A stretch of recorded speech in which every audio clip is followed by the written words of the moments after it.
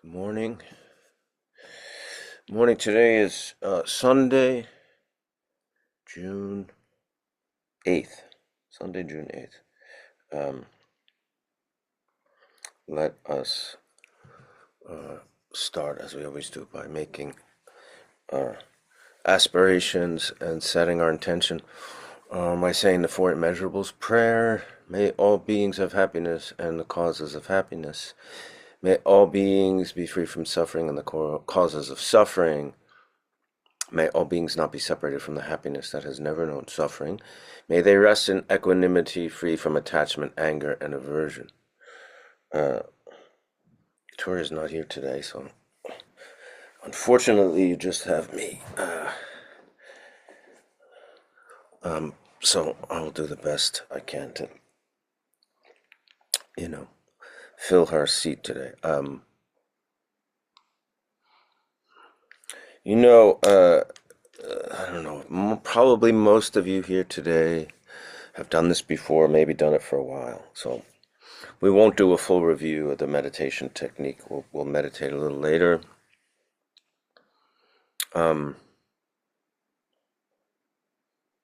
You know, when we started this class, it was just a secular meditation class. There was nothing really about Buddhism. It was just simple meditation. And it was really at the request of many of you that we encountered each other on Instagram, and people asked about meditation almost 5 years ago during the pandemic. And then people were very curious about Buddhism, and our teacher, Garchen Rinpoche, said, well, you can talk about mind. If people are curious, keep the focus on mind. Because Buddha is not the name of a man, Buddha is the name of your mind. So that's what we've, really tried to do. And really quote the teachers, the real teachers, the authentic teachers from authentic lineages, and just discuss how the teachings have affected us, or how we've tried to approach the teachings. And the fact that Garchen Rinpoche said, keep the focus on the mind, really that's the crux, of Buddhism, in a sense. Not even in a sense, really, fundamentally. It's really a science of mind, working with the mind, figuring what the mind is.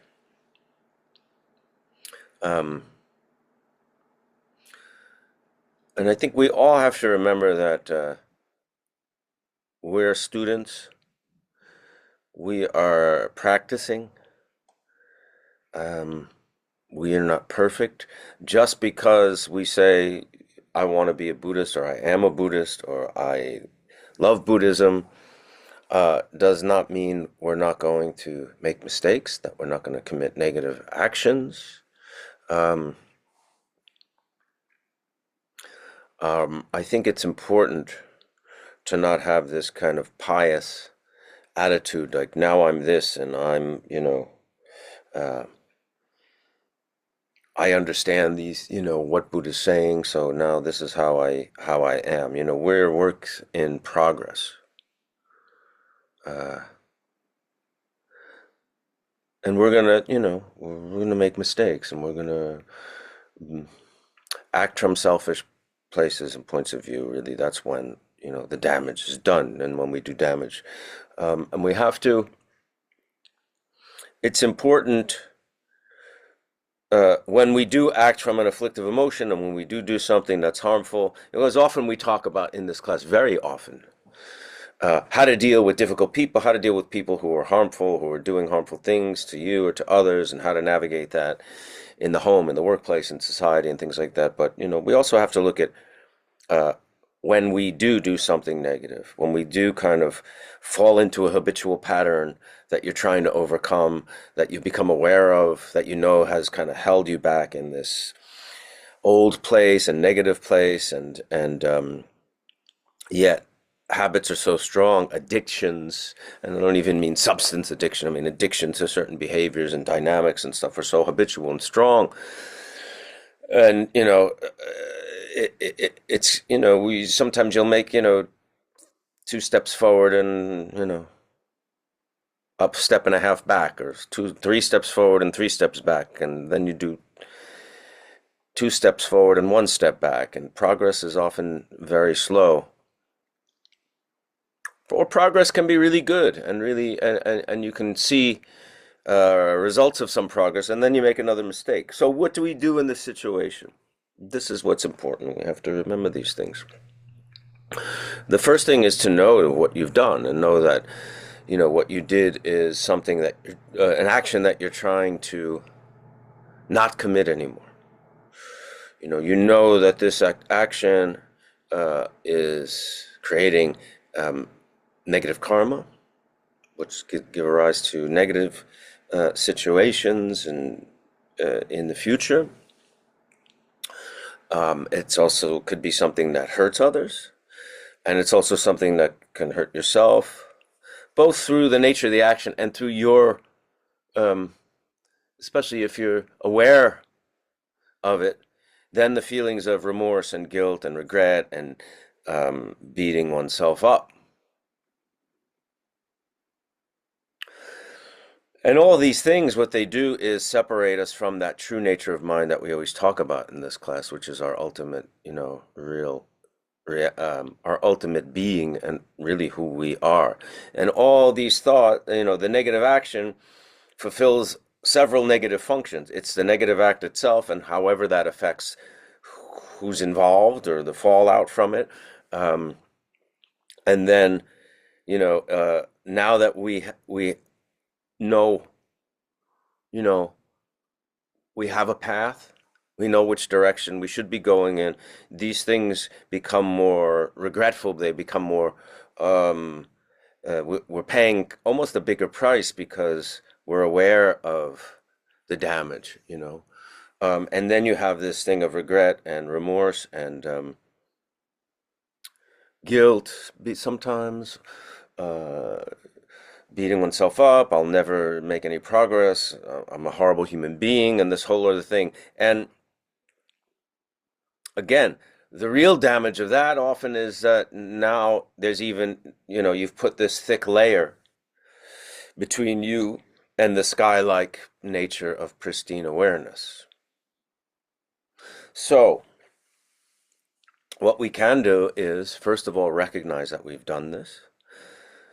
We recognize that this is not what we want to be doing. We recognize the negativity of the action and take responsibility of it. You can apologize if it's appropriate. You don't want to kind of confess or apologize if it's going to really harm someone else, if it's just you relieving your guilt. And, sometimes an apology, acknowledgement to another person is important for them to feel that, you've taken responsibility for it, and they, and you've hurt them, and they're happy that you admit it, that they were wrong, that you were wrong. Sometimes that can be harmful to someone too. So you have to use some wisdom to say, I'm going to confess something or apologize for something that's going to bring up an old wound or kind of push buttons in other people that are going to make them feel worse or bad, So we have to use some wisdom there. But it's important to acknowledge and confess, and you don't have to confess to another person. You can confess to, the Buddhas. It's just something, just make it kind of formal. Either do it out loud or do it, as prayer. And really express the resolve that you're not going to do it again. You know why you don't want to do this, and you resolve not to do it again. And you learn from the mistake, because now you have been cultivating awareness. And you can see how this action really puts up a barrier between you and this pristine awareness of the sky-like nature of mind, as we say in the class, right? Rather than just, oh, I made a mistake again, this is me being the same, acknowledge that it's something that hurts others, it can be harmful to others, it could put others in a bad situation or even in danger sometimes. And also,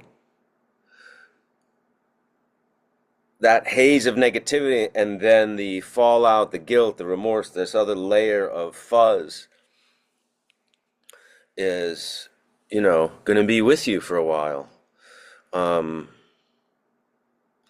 It will dissipate, but it really will dissipate much quicker and more effectively if you do acknowledge it and confess it and resolve and make, strong aspirations not to commit that negative act again. I think that's very important. The other thing I wanted to mention also is that this awareness that we're talking about, the awareness is not created by meditation. This is an important thing that we have to remember about our minds. The awareness is there. Buddha nature is there. Sky-like nature of mind, pristine awareness, is the fundamental aspect of who we are. It's the ground, as they say in Buddhism, the ground of all.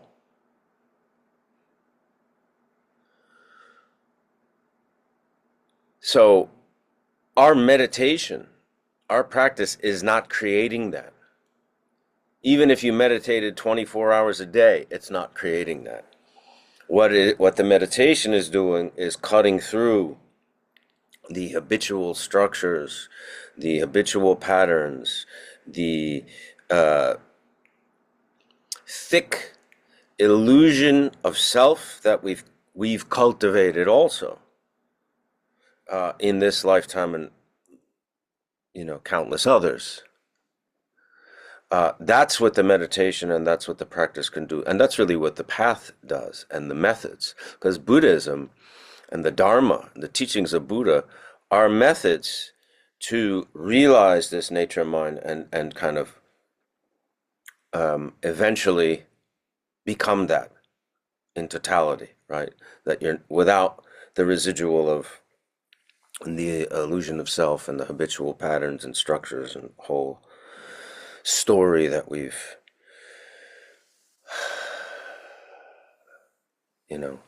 habituated over all these countless eons, as they say. Like Buddhism, the teachings, the Dharma is the boat.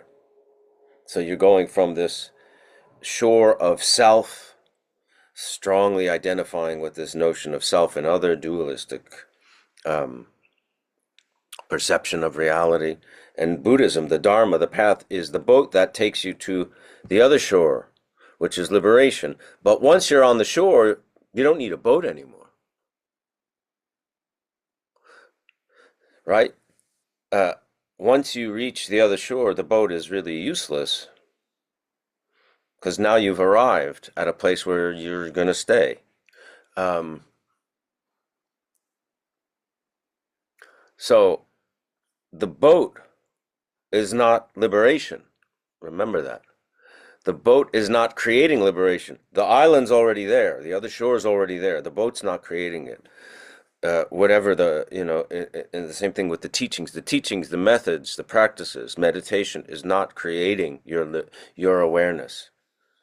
It's working on these structures of mind, of self. It's kind of like we've created this scaffolding over this pristine awareness. That's the scaffolding of self. It's a really important distinction. I'm going to read a quote from a really wonderful Buddhist teacher named James Low.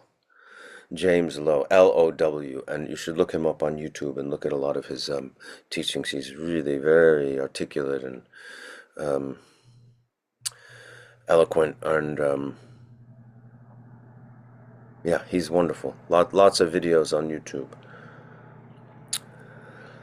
I'm going to paraphrase this. In Buddhism, we are concerned to see how the mind functions, not to act on it through the object, not even to act on it through the thoughts and feelings, but simply to see, how is this? The more clarity we can have, the clarity can show the dead ends, the cul-de-sac of these addictive patterns. So,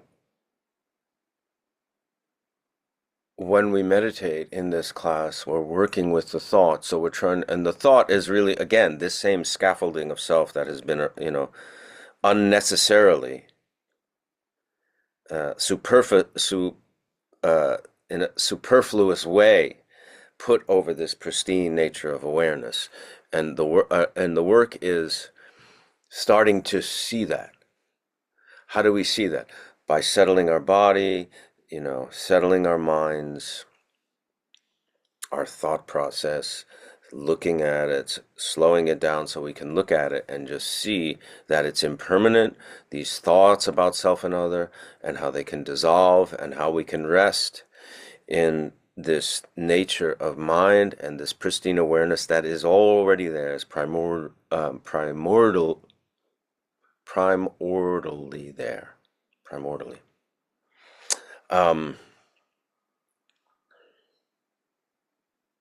So the good news is you already have enlightenment and liberation. You don't have to try to get it. It's already there. Basically, we just have to get out of our own way, or get ourself out of the way of awareness and liberation. With that, let's sit, and then we'll take some questions. Very quickly, cross-legged if you can, on a cushion if you want, so your hips are in line or above your knees. You can use a chair if you have certain physical, issues. If you're in a chair, keep your back straight. Keep the same thing should apply. Your hips in line or above your knees, feet flat on the floor. Body, like the spine, the neck, the arms, relaxed, but straight. Not straight like, stiff, not straight like at attention, but just kind of a supple alignment, supple erectness, and the hands, however, how you like it. You can do left open and the right on top. You can do resting on your knees. Some people like to do this with the ring finger and the thumb. Kind of like open. Head is slightly tilted. Mouth closed, teeth apart, tongue resting at the roof of the mouth. Breathing through the nose unless you can't. Gaze is following the bridge of your nose, resting lightly on whatever is in front of you, eyes open. You're not staring intensely. You're not, crossing your eyes out of focus. You're not spacing out. It's like a supple alertness. And within this pose, let's take 3 breaths. Deliberate breaths. They don't have to be deep. They shouldn't be shallow, but just kind of deliberate, mindful breaths.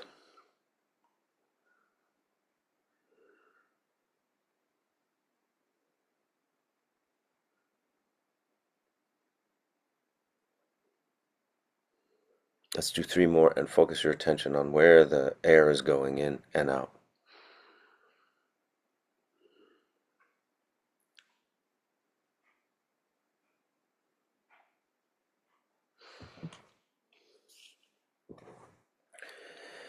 Let's begin. Remember, what we're trying to do is watch where the thoughts are arising in our mind, and when we become, all we're trying to do is become aware of the fact that we're thinking, and then when we are aware of it, we let the thought go, either by refocusing our attention back on this place, focusing back on the breath, or using that visualization as the mind, as this limitless, clear, stainless blue sky, and the thought arising like a cloud.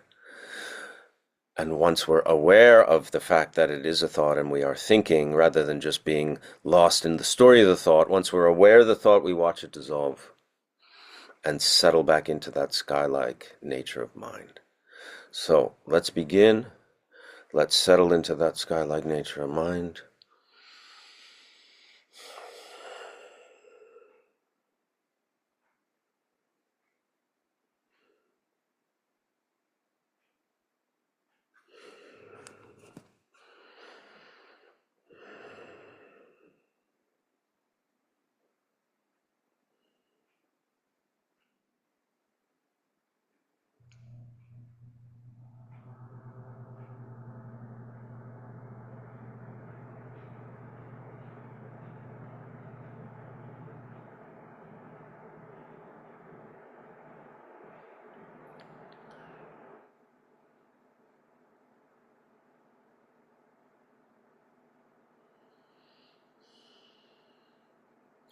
Watch what your mind is doing. See what's there. Rest your awareness and attention within.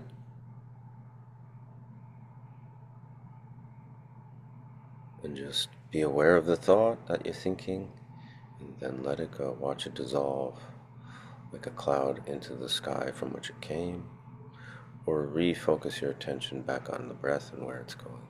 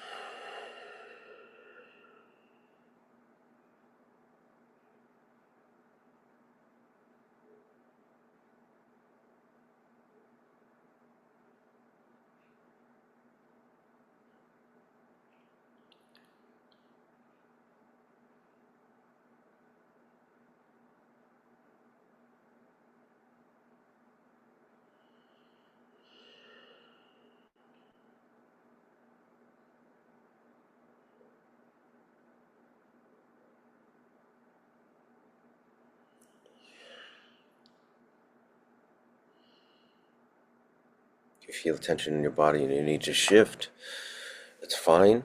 You're not locked into this pose, but just settle back into it once you've adjusted. And back to the breath, back to settling into that sky, that pristine sky, stainless, limitless, infinite. Thought has arisen of what I want to eat for lunch, and the steps I need to do to prepare that, and letting it go, watching that thought dissolve, settling back into the sky like nature.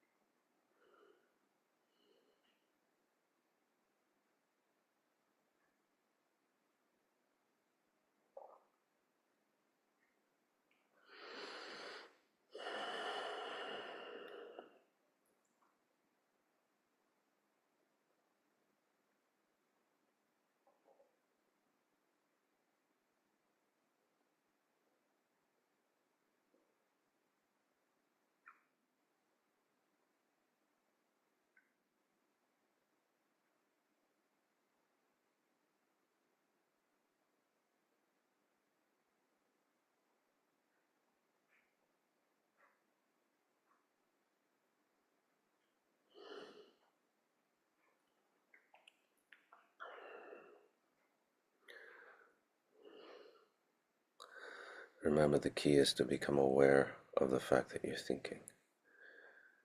once you can't really apply the technique unless you have the awareness that you're thinking. Then you apply the technique and settle back into that calm, clarity, limitless potentiality.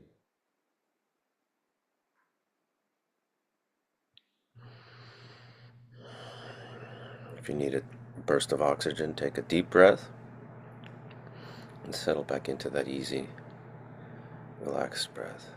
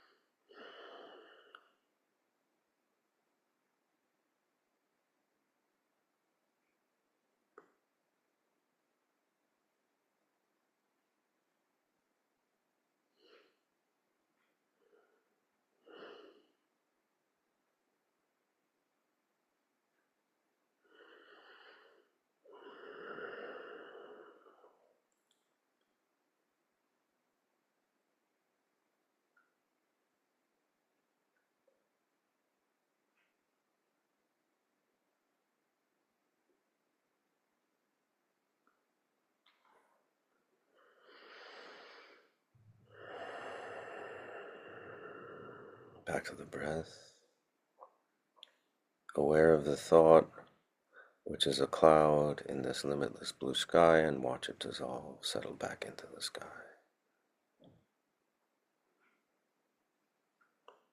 That limitless clarity, sky-like nature of mind, calm,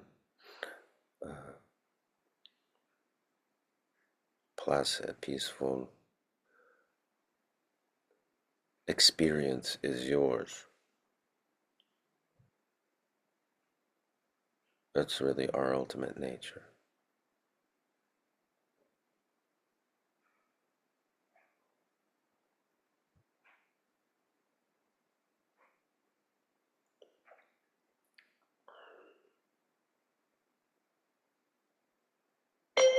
Very good, good.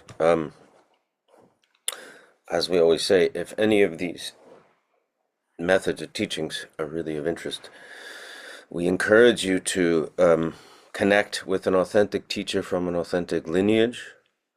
Once again, we're students, Victoria and I can teach meditation, the technique of that, in a very basic way, like we do here, and that's fine. But the actual teachings of the Dharma, you need an authentic lineage, preferably a lineage holder. We talk a lot about the teachers that we recommend in this class on the Solidago Productions website, which you signed in through. There's a list of teachers. You can connect with them, their websites, their YouTube channels. You can attend teachings, retreats, events in person, different parts of the world, or online. This is a precious living wisdom tradition that is still here in this world for you to access 2,500 years later. There's a really great resource called, if you look up Wisdom Experience, right? Wisdom Experience, I think that's the website. Wisdomexperience.org, which is the website of Wisdom Publications, who publish a lot of great Dharma books, particularly in Tibetan Buddhist tradition. They have a whole archive of teachings with great Buddhist lamas, where you can sign up for courses, extensive courses over several installments, with like Kalu Rinpoche and I think Taisito Rinpoche and the Sakya Trizin. There's, I think it's really worth exploring that website and seeing what they offer, and if one of these teachings inspire you to check out, one of the courses. It's really, really wonderful. We can go to some questions. There's a Q&A button on the Zoom toolbar, and if I can, I will answer. The thing we were talking about these habitual patterns that are so strong and so present in our mind that have really, they're the same patterns that kind of define our concept of self. And Buddha taught for 50 years, and this it's 88,000 teachings of the Buddha, and they're all methods really for working with mind, methods towards liberation, towards dismantling this, scaffolding of self, and really being able to realize the true nature of mind and our true nature. He taught this much and so extensively because our habitual patterns are so strong. It's not enough. I mean, if he could have just, did one teaching, the Four Noble Truths, which was his first teaching, if he could have just written one book and that would be enough for everybody to become enlightened, he probably would have. But the idea that he taught so much and encouraged so many different methods. Different methods appeal to different people and at different stages of their lives in terms of their different aptitudes. But there's hearing, pondering, and meditation, right? Hearing is hearing the Dharma, reading the book, hearing the teachings. Pondering is trying to understand it from your own point of view, how these teachings relate to you, how you can apply these teachings. And then there's the meditation or the actual application of. And this path really takes, it's not enough just to read a book. It's not enough just to meet up once a week for an hour here on Sunday. It's something that has to become a bigger and bigger part of your life. The hearing, the pondering, and the meditating. And by meditating, you could also say putting the Dharma into use, into action in the world, liberating negative emotions, becoming aware that a certain habitual action is going to do harm to you and the other, and because of this awareness that you've been able to somehow get in touch with, you realize and make a decision not to do something that in the past you would have done just out of reflex. The more you immerse yourself, in hearing, in reading, and studying, and making a commitment to bring and access your awareness in as much of your life as possible, the more progress you're going to make. It really takes a big commitment. Some of you may not be ready for that, and that's fine too. But,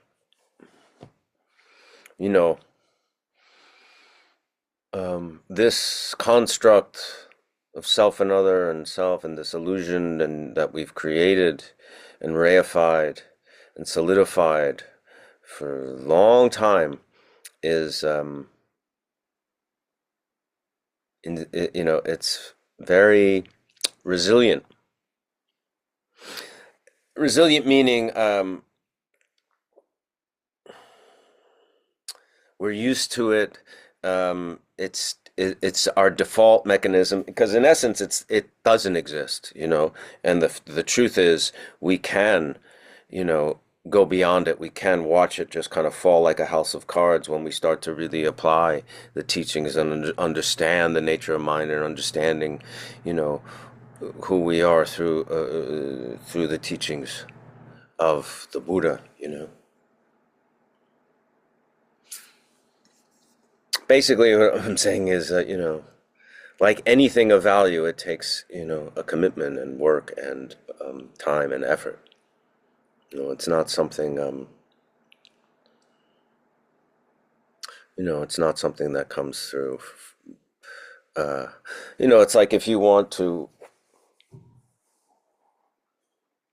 be an Olympic gymnast or whatever, Olympic runner or something like that. It's not going to come from training an hour a week or 10 minutes a week, right? Okay, you get what I'm saying.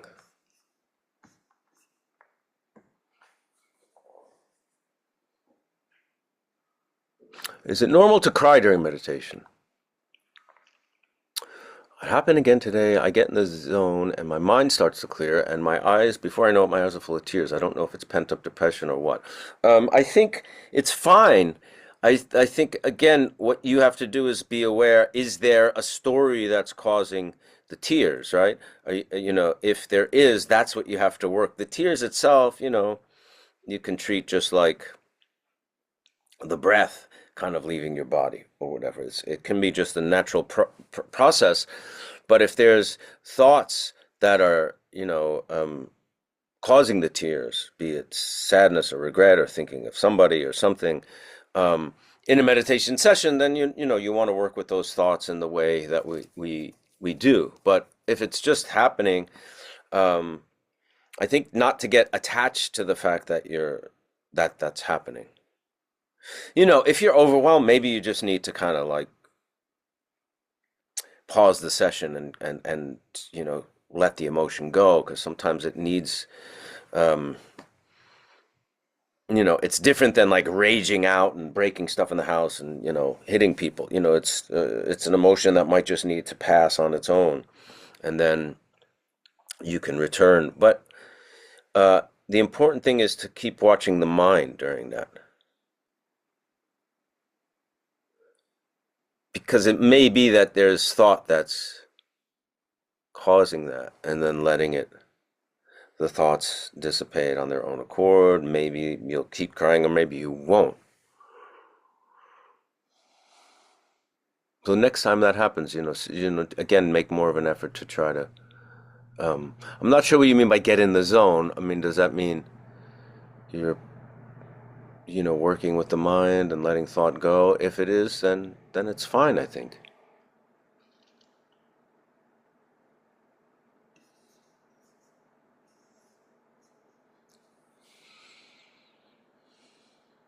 In addition to my sitting practice, I'm trying to integrate meditation into my daily life by pausing sometimes to look at what my mind is doing.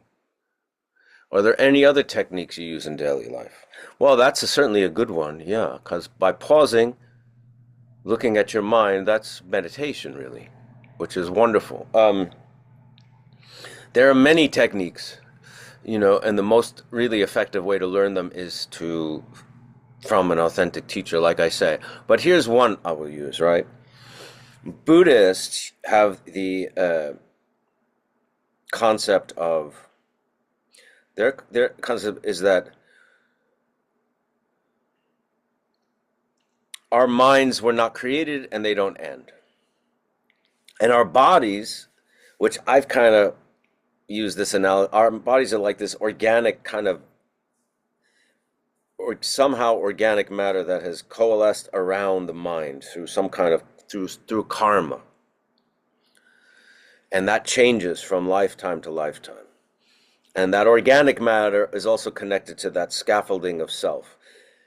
And that nature of mind is just devoid of self and is the ground of all, where all is connected and all is one, right? So that kind of organic thing of flesh or whatever that coalesces in flesh and blood and bone is where the thoughts are, is where the concept of self comes from, and things like that, right? How we relate to self, we relate to this body as the self. And since time is without beginning, without end, you could say that this, rebirths have happened countless times, infinite times before, and infinite times in the future, unless we become liberated, right? Mathematically, because we're talking about infinity, all sentient beings at one time or another have been our parent, our mother, our father, our children, the person you love most in life. And in Tibetan Buddhism, often we hear that, um, that our teachers, our lamas, and our um, the enlightened ones have said that that's how we should look at all sentient beings. That at one, you know, mother sentient beings. Often you hear teachers saying, like Garchen Rinpoche, you know, um, compassion for all mother sentient beings. Basically saying, I know that, at one time or another, this person who I perceive as an enemy was someone who loved me and cared for me very deeply. That's a good technique. What pushed me to start this class? I mentioned that in the beginning. During the pandemic, people were writing to me on Instagram asking how to meditate because pandemic was causing so much anxiety and stress among people.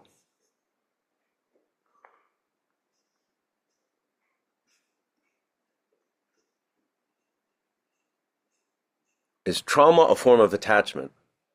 It's a really good question.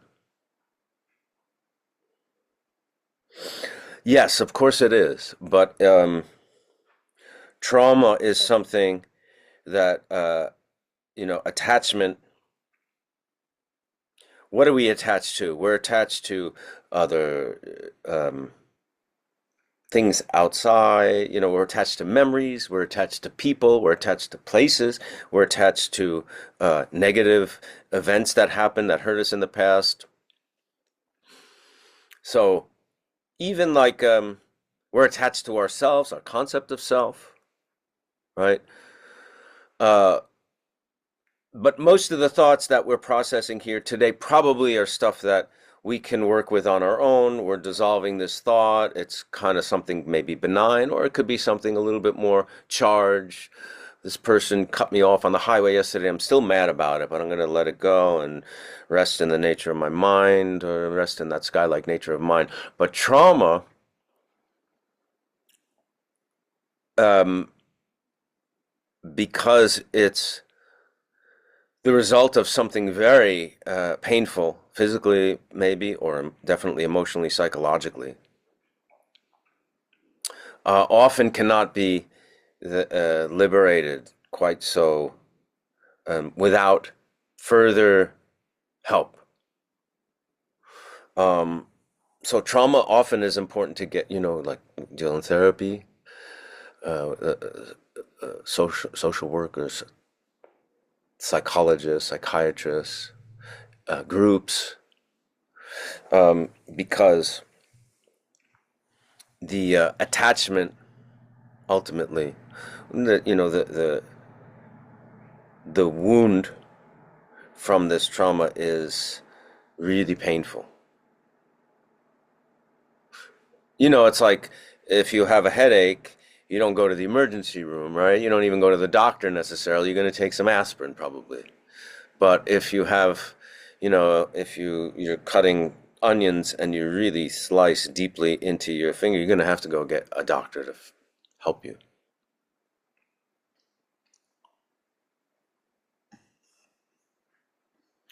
Can you share the last time you caught yourself acting in habitual pattern? All the time, you know. But I mean, all the time in situations, all the time, habitual patterns.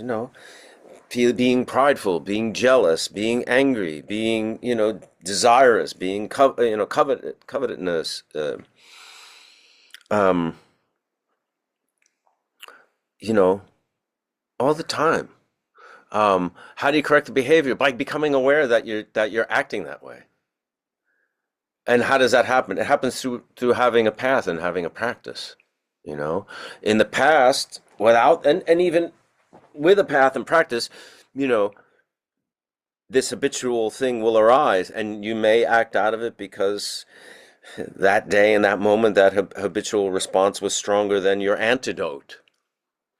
Or maybe you won't. I was talking to my friend who's also a Buddhist yesterday, and she just said, the other day I was in a situation where normally I would, act this way, either, I forget if it was defensive or just in a negative way because it was somebody pushing her button, and I became aware, and I didn't. And um, I think you really, and that's because she practices, she meditates, she studies, she's she's taken refuge, and she has you know, an authentic teacher from an authentic lineage, and she's done that, is doing that kind of work. And it may seem like a very mundane, simple thing, but it's actually huge. It really is. I have a loved one struggling to overcome drug addiction. They are hesitant to undo the so-called scaffolding of self and engage with non-dualism. Do you have any advice to guide them toward the path of letting go? Well, this is a very complicated situation here because you have to, first of all, if you want to practice Buddhism or you want to, work on,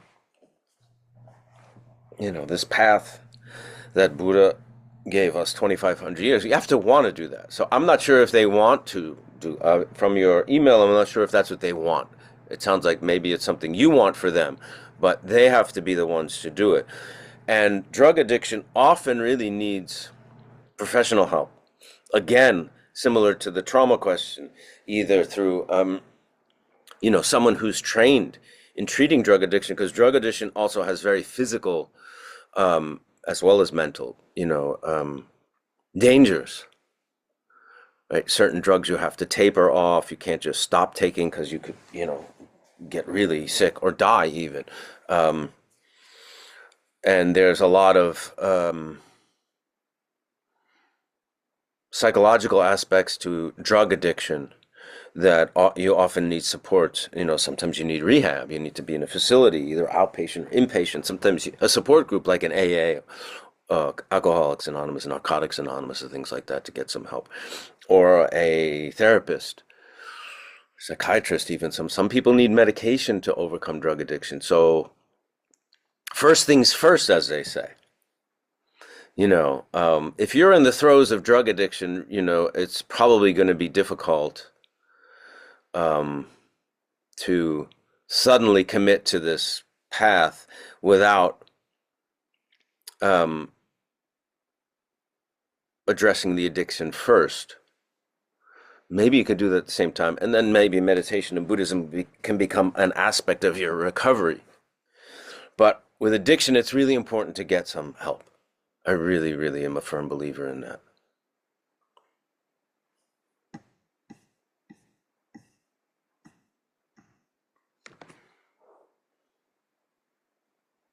How has grief changed, disrupted, or possibly allowed for enlightened emotions during your meditation practice?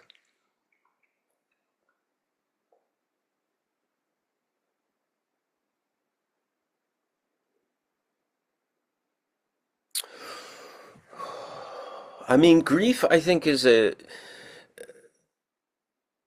grief really is a strong, clear illustration of one of the fundamental truths or views of Buddhism, which is impermanence. I'm referring to grief at the loss of someone, a loved one, a friend, or a family member, or something. Buddha himself, his final teaching to his disciples was his death. So he could say, this body, even this me, this enlightened person you consider enlightened, and this person you consider to be your teacher, I still am subject to this physical body, which is temporary and impermanent.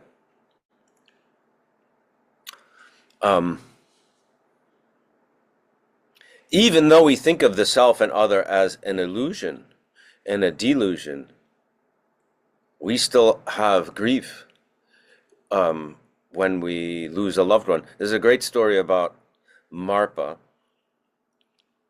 So Marpa was a great Tibetan Buddhist master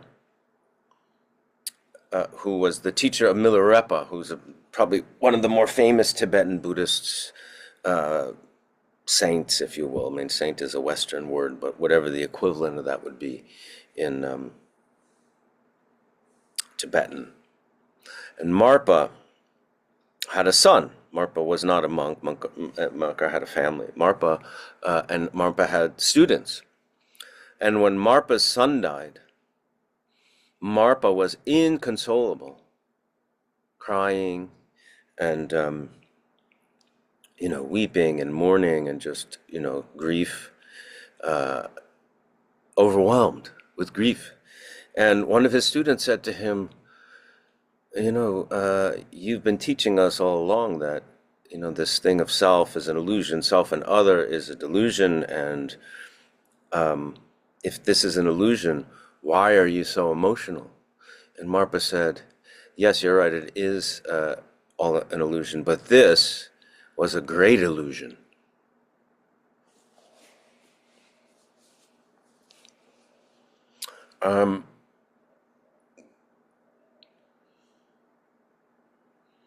Now, should Marpa have been able to experience the death of his son without having any emotion?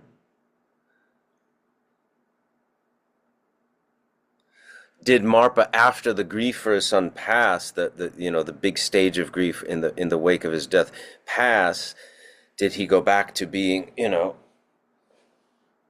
the nature of mind most of the time, or was he in the nature of mind when he had grief? I think what the point is that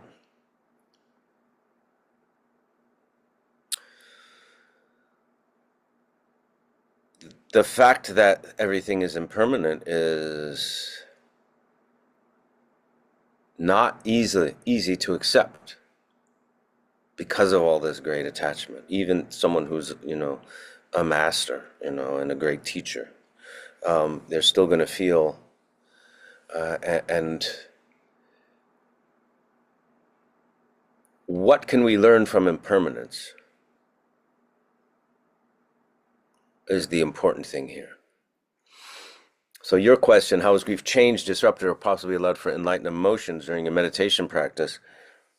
I think the key is really looking at impermanence and knowing that everything you hold dear will eventually you'll be separated from. Your home, your husband, your wife, your son, your daughter, your friends. And what do we do with that knowledge? Well, we can, appreciate them even more. Not necessarily in an attached, dependent, codependent, or whatever way, but in just appreciating them in the moment, that they're here and that we love them and they love us, and, being happy that this person is in the world.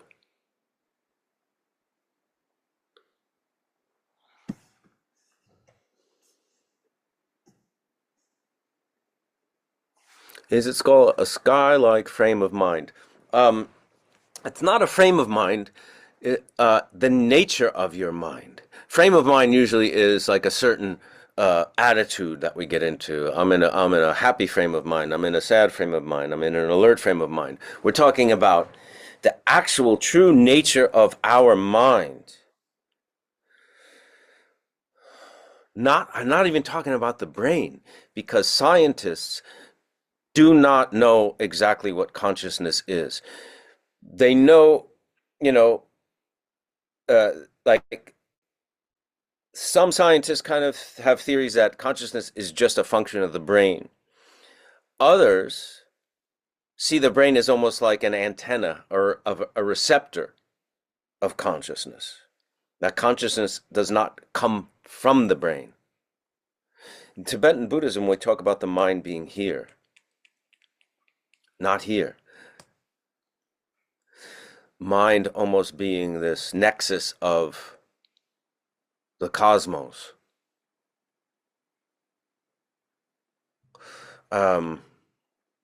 Here. So, I met a very well-known physicist recently who said, we don't know what consciousness is. Well, the Buddhists know what consciousness is. It's, this infinite, limitless, spacious um, openness, full of potentiality-ness, ground of everything.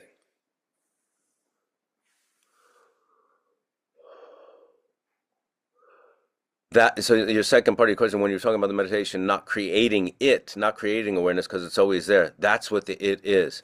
I look at it like the mind is kind of the ground of all, as they say in Tibetan Buddhism, is like the universal oneness. I could be wrong though, ground of all, you know. Mm. That's where everything arises from. And by everything is like our thought processes, which leads to the, how we see the self and other and us and the outside world and things like that. I want to do walking meditation. Do you have any advice how to work that in my routine? Well, that's a very tricky thing because I don't know where you are in your practice, how much sitting meditation you've done, because walking meditation very much often can become taking a walk, which is not meditation. Some people say things like, well, gardening's my meditation. Well, gardening is gardening. Meditation is meditation. They're two different things. And they say that maybe because gardening calms them down, it makes them happy, it makes them feel good, which is fantastic and wonderful. I love taking walks.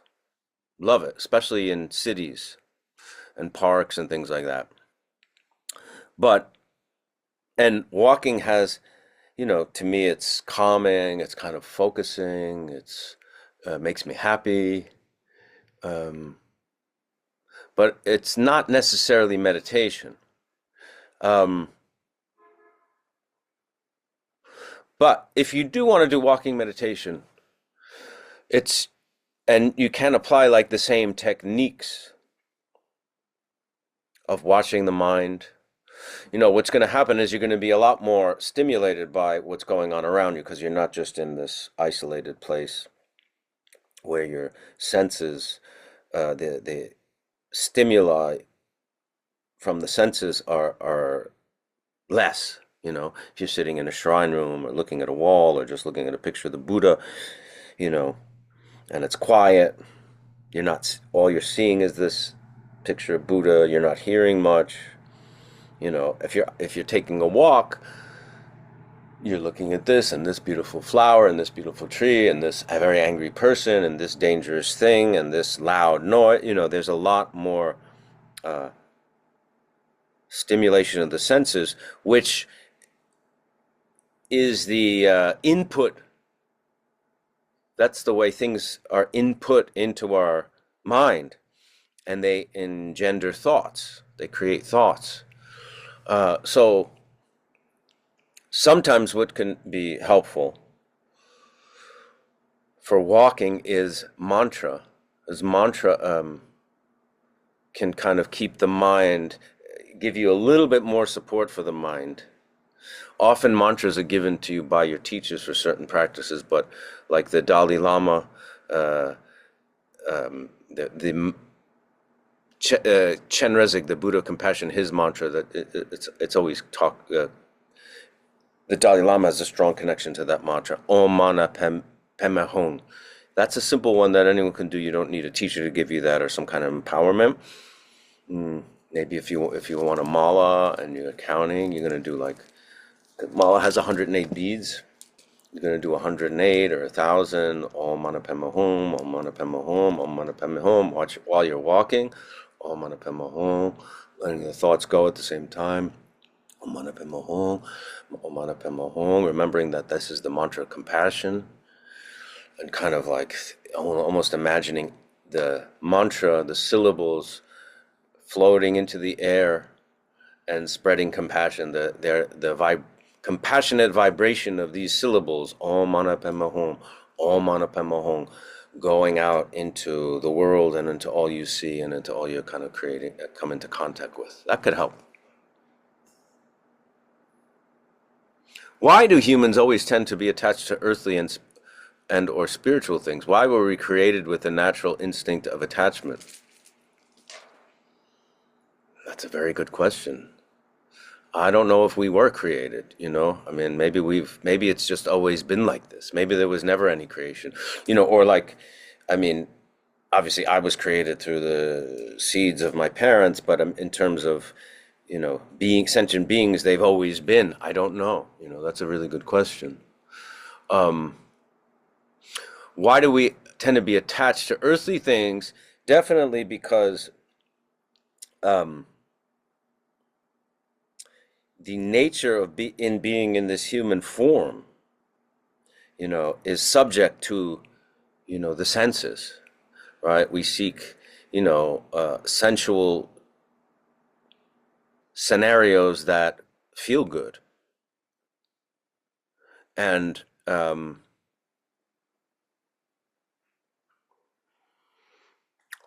without, you know, having any kind of knowledge or awareness that there's something else there, like the, you know, our enlightened nature, that connection to the senses becomes stronger and stronger and stronger, to the point where, you know, really negative things can happen, right? Like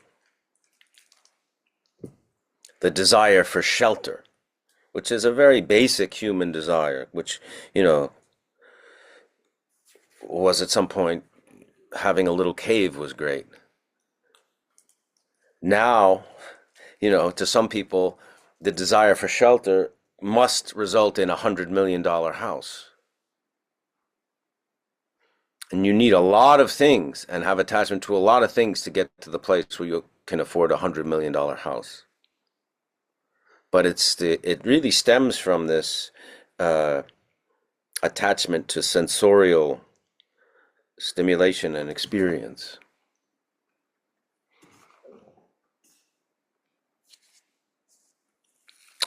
I've noticed that since I have been meditating regularly, I have a real aversion to being involved in discussions about politics. I notice these discussions never make me feel good. Whether someone's talking about a view that I agree with or a view I don't agree with, discussion never results in positive emotions for me. I don't know if this is a result of regularly meditating, but it is now a strong reflex ingrained in me to steer the discussion elsewhere or avoid the discussion altogether. As a result of avoiding the discussion, I feel better. You know,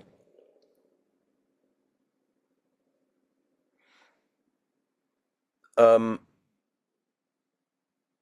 this is this is what you've become aware of, which is good, right? Because you're aware of your response, that it makes you feel negative, it makes you feel, you know, you know, you don't need to judge anyone else because they want to talk about it or they're very passionate about it or they're activists or they want to be politicians or they want you to vote for a certain candidate. Um, I think it's, if that's where you're at, that's where you're at, and that's okay, you know. Um, that might change. Maybe, you know, you'll get to a place where you'll find a more less emotional way to deal with, you know, to deal with it, because you do want to be involved in, you know, maybe local politics and vote for your mayor or your president or something like that, or um, but certainly, especially in recent years, you know, the arguments and politics have become, especially in the United States, very divisive, right? You're right, you're left, you're this, you're that. And the right doesn't like the left, and the left doesn't like the right, to the point of sometimes violence, you know. So if this is where you're at, that's okay. Um, Again, I don't think it's constructive to judge someone else and thinking they're deluded or wrong or shouldn't be so passionate about their thing. That's their thing, and that's their thing, and that's okay.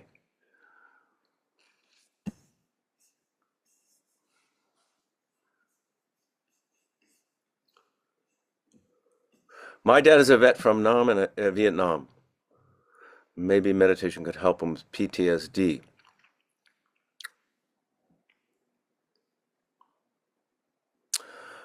You know, PTSD. Let's go goes back to the questions about addiction and trauma, which are, you know, very difficult conditions, and often need, some kind of support, professional support, group support, some kind of things, because they can be. Um, do I think meditation can help? Yes, probably, but more so than that, I think the teachings can help. You know, for me, meditation is not just for me to feel better. You know, um, I mean, for me, it's really about what the teachers have said, that, liberation can only occur when we, start to see beyond this self that we've become so attached to, and start to see the true nature of our mind and things like that. Um, but it definitely can help, in a way, like we were saying, like taking a walk can help as well. If it's something that can calm you down, make it a little more placid, peaceful, absolutely. But if he hasn't been treated for that, or doesn't have support from that, I think that's important that he get that.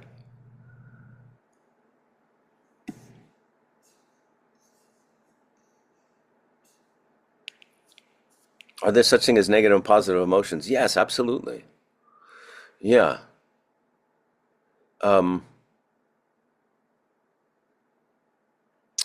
um,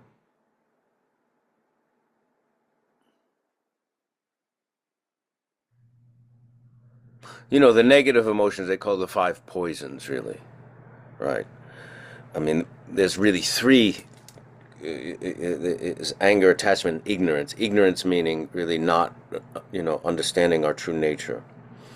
And by not understanding the true nature, that it's a poison, because it uh, creates a whole mechanism of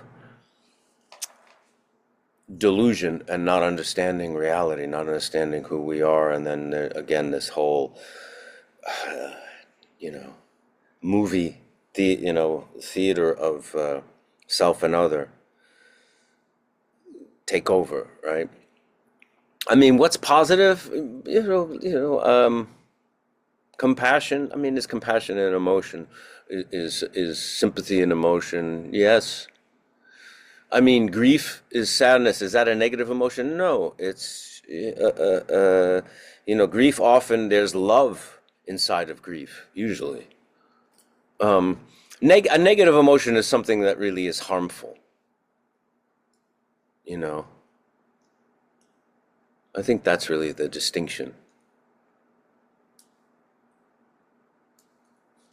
All right, we're going to take one more question, and then if you didn't get to the, if we didn't get to your question, you can you can email us a question. Michael Imperioli Meditation 101 at Gmail. All right. How do you stop worrying so much?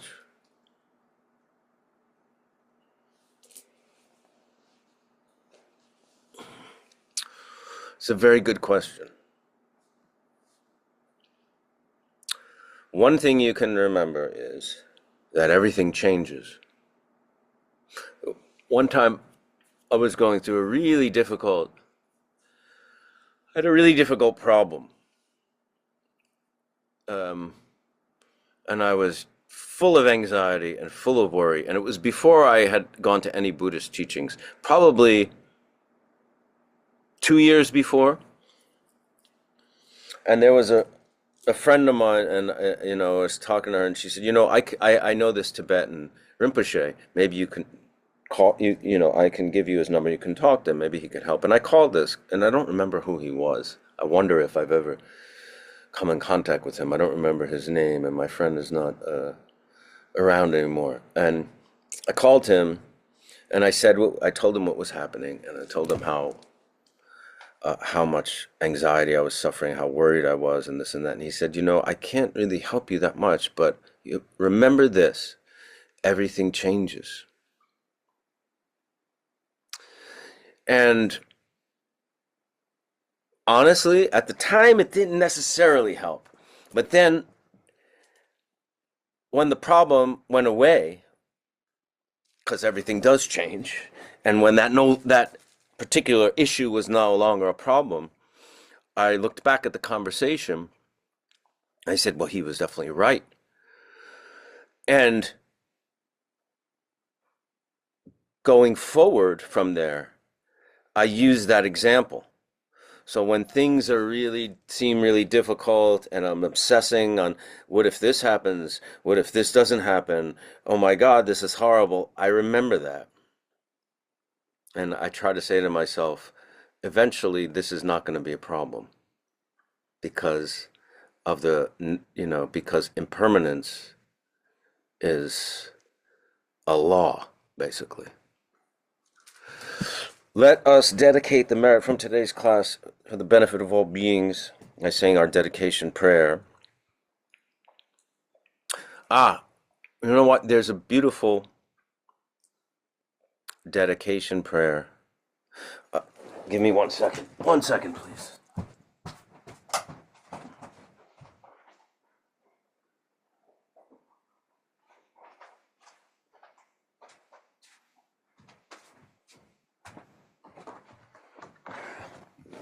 Okay, I wanted to share this and I forgot. It's a very beautiful dedication prayer. So we dedicate, by dedicating, we acknowledge the interconnectedness of all beings, you know what I mean? So this class, although it might help us, we're not just doing it to help ourselves. By dedicating the merit to the benefit of all beings, it's like we're taking this drop of positivity and putting it into the vast ocean of positivity. So it's not just a drop on its own, it becomes part of this vast ocean. But there's a very famous Buddhist text called The Way of the Bodhisattva, or sometimes it's called Bodhicharyavatara. The Way of the Bodhisattva by Shantideva, Shantideva, a very good and very important Buddhist text. And Shantideva has his own dedication prayer, but there's the last paragraph I find really, really beautiful. It's a little, it's like 58 little stanzas, but I love this. To my virtuous friends I also bow, whose inspiration gave me strength to grow. That's the end of the dedication prayer. He's just expressing his deep appreciation for his teachers. So we do this short dedication prayer after every class. By this merit, may all beings attain the state of enlightenment and conquer the enemies of faults and delusions. May they be liberated from this ocean of samsara and its pounding waves of birth, old age, sickness, and death. And thank you to our producer, Nick Solidio, who makes this class possible. Hopefully we'll see you next time.